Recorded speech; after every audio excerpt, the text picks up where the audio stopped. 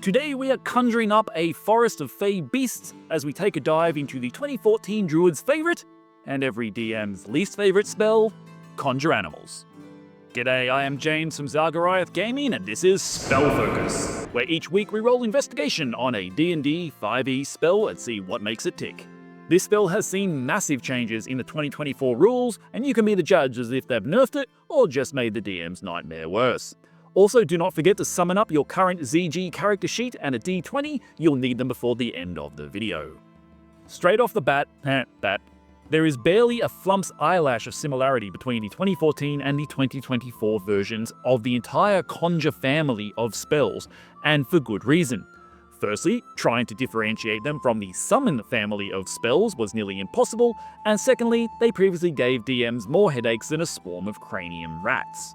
Not only did it mean needing to look up additional stat blocks and have more minis on hand, but the ability for a player to add 8 or more creatures to a carefully crafted combat encounter could grind things to a halt, and that's before upcasting and things getting even more out of hand. For the past 10 years, you might as well have called this the Scratchy Wall of Fur spell, as the most common tactic I've seen in combat with it was to create a barrier of 8 CR1/4 bitey critters between the party and whatever poor creature pissed off the druid. The many beast-shaped fey spirits then tie up the foes while they get picked off with ranged weapons and spells by the party from afar. While it could be fun to conjure up 4 CR half-apes to pound your enemies into a bloody pulp, or be menacingly flanked by 2 CR1 direwolves, the low-level option could easily create 100 HP of meat shield with 8 or even 16 multi-attacks per round. Ouch. Nothing unbalances and bogs down combat faster than an influx of unexpected guests, and no, for the 10th time pinko, they cannot attack on the turn you summon them, roll their damn initiative. Sorry, home game rules.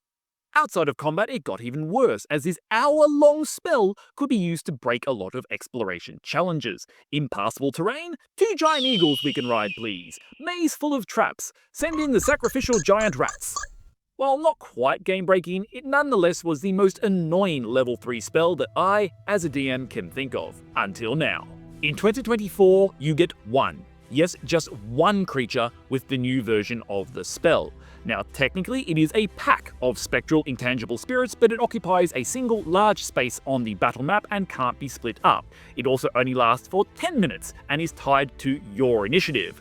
But before you start lighting the torches and dragging the nerfed pitchforks, would you like to hear exactly what this indestructible swirling mass of ghost claws can do? Yes, you heard me.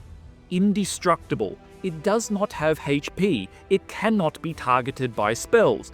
Unless you punch the caster hard enough in the face to break their concentration, this ravenous spirit pack are here to stay for the duration. 10 minutes! First up, they grant you advantage on strength saving throws if they happen to be near you, which is nice but not the main event here. You see, your pack can move 30 feet per turn, it cannot be opportunity attacked, and oh yeah, it deals 3d10 damage to every hostile creature it comes within 10 feet of. That is insane. Then it gets even better, as enemy creatures that move within 10 feet or end its turn within 10 feet of the pack have to make the save again, or they get mauled again. That is pure devastation. At level 3.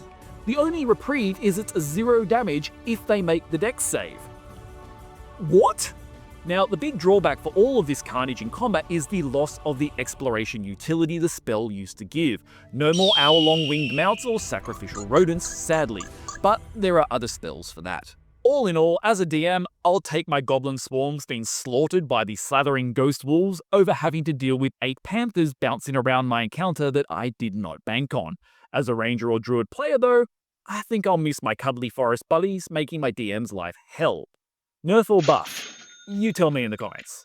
Now, as always, if you're after some class-based spell cards for Conjure Animals that come with a massive selection of paper printable minis for both the 2014 and 2024 spells to your gaming table, I'll have links to affordable print-your-own versions designed by Zalgariath Gaming straight below. Now let us rejoin our friend Blowinbogan. The tree-lined path from Kimbara to Chaddy's Wood is narrow, but not too long. The day is pleasant as the dawn sun continues to rise steadily. You and Blowy reach the dip that descends sharply to a creek before raising up to the other side. Standing in the middle of the crossing is a woman dressed in traveller's garb with water up to her knees. She appears to be struggling to move forward. Blowy stops at the edge of the creek and rolls perception.